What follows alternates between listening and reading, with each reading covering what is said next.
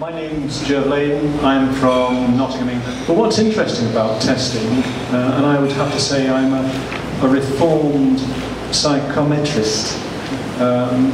It wasn't easy. You know, you get addicted to these things. You know, you get up in the morning, the handshakes. I must do a test, you know, before I can settle down. And, you know, I used to knock around with these people in child guidance clinics and school psychological places, and I knew places where you could get a bent whisk or a damaged V-neck, you know, pretty cheap.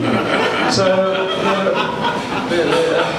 it wasn't all bad, I would say, but there were better ways of spending your time. So that's that. But the dilemma was, we were sold a con. I mean, the guy who is the father of psychometric testing, a guy called Alfred Binet in Paris, invented a test taken up in the States. The Stanford Binet, taken up by Stanford University, used largely in the UK. But when Binet set up, he was given the job to identify kids who might benefit by something more. And he invented the test on the basis that he would identify the kids with the test, give them special ed, and then 6 months or a year later, test them again to see how much they had improved. Now that wasn't necessarily a bad thing to do.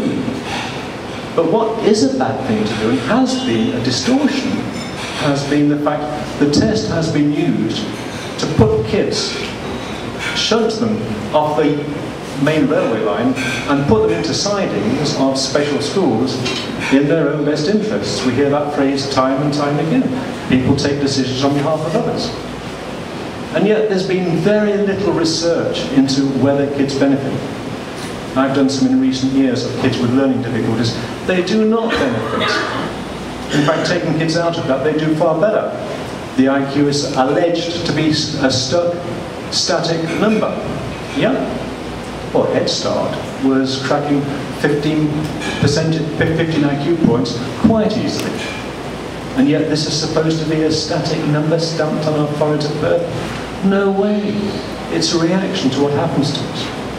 And if you look at the kids in the special schools in the UK, I couldn't possibly comment on the United States or Canada, but if you were to look in the UK, you find that the majority of them come from socially disadvantaged backgrounds.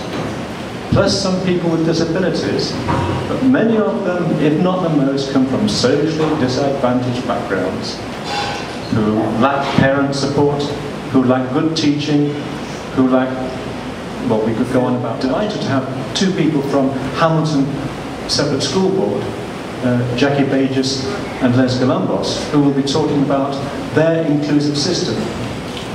Now, their inclusive system has been going since 1969, and it's one of the best kept secrets in the educational world, because people say it can't happen, we can't have full inclusion.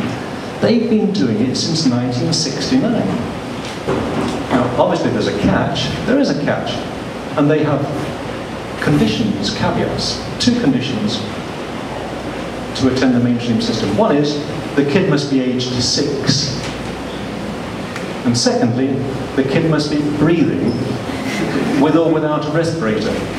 Now, if you meet those two very difficult criteria, you go into their school system, the mainstream school system. Now, I didn't believe that, but I visited there on many occasions, and despite all my efforts, and talking to staff after hours, having a drink with staff after hours, asking where these kids go, talking to the officers, it is the case. There the kids are.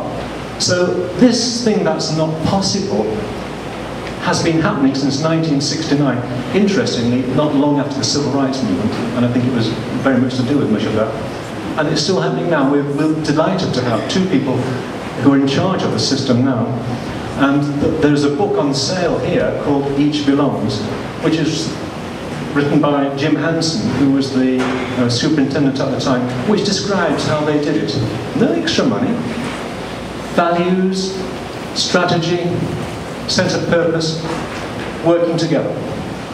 It is possible. They asked me about what do I do if I don't believe in testing, or I don't do testing.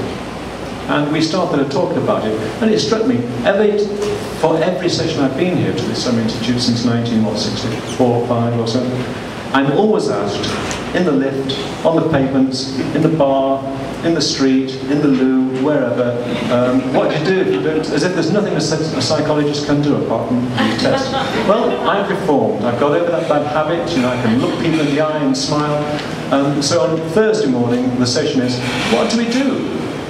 Instead of testing kids and labelling them, we support their learning. I don't teach them how to learn, because most kids, by the time they've got to learn, have learned an awful amount. Unfortunately, it's not used in school, and people who say these kids are uneducable don't find out what they know. If you find out what kids know, you've then got an interesting question to answer. How did they learn it? If they haven't got any learning abilities, or the other kids do learn it.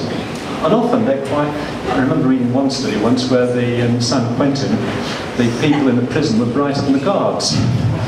And I think sometimes some of the kids have learned something that perhaps is not comfortable for all of the teachers.